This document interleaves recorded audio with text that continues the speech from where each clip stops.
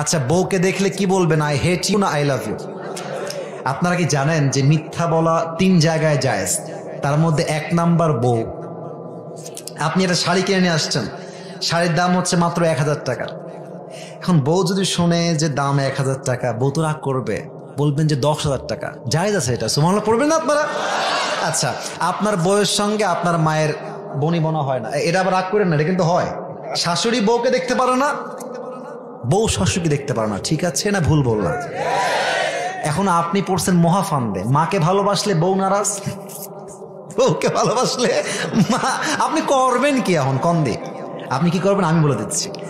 মাকে বলবেন যে মা, আমার বউ তো তোমার কত ভালোবাসে, সারাদিন তোমার নামে খালি প্রশংসা করতেই থাকে, খালি করতেই থাকে তোমার নামে প্রশংসা।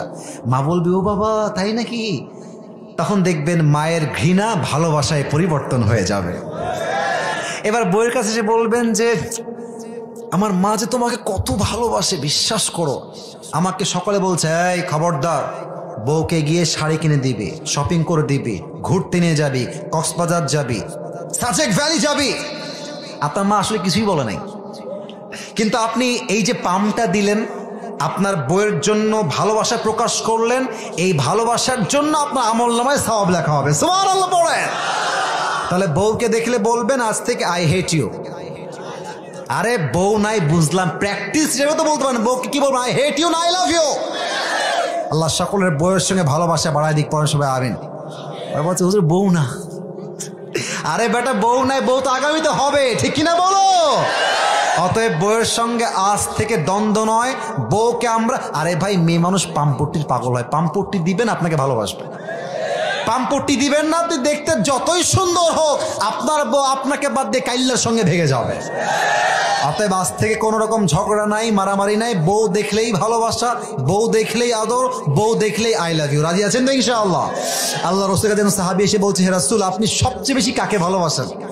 নবীজি প্রথম কথাই উহিব্বু আয়েশা আকসার, আমি আমার বউ আয়েশাকে সবচেয়ে বেশি ভালোবাসি। সাহাবা একরামরা লজ্জায় মাথা নিচু হয়ে গেছে। সাহাবী বলছে রাসূল, আমি বউয়ের কথা বলি নাই, সাহাবীদের মাঝে কাকে বেশি ভালোবাসেন? আর নবীজি বউয়ের কথা উল্লেখ করে বুঝিয়েছেন বউকে ভালোবাসা কাপুরুষের কাজ নয়। যে তার বউকে ভালোবাসতে পারে সে কাপুরুষের বাচ্চা নয়, সে বীরপুরুষের সন্তান, ঠিক কিনা? অতএব স্বামী হিসেবে আজ থেকে আমরা we will try our best to become the best husband in the world. আমরা আজ থেকে চেষ্টা করব সবচেয়ে ভালো স্বামী হওয়ার জন্য। আল্লাহ সবাইকে তৌফিক দান করুক। পড়েন সবাই আমিন।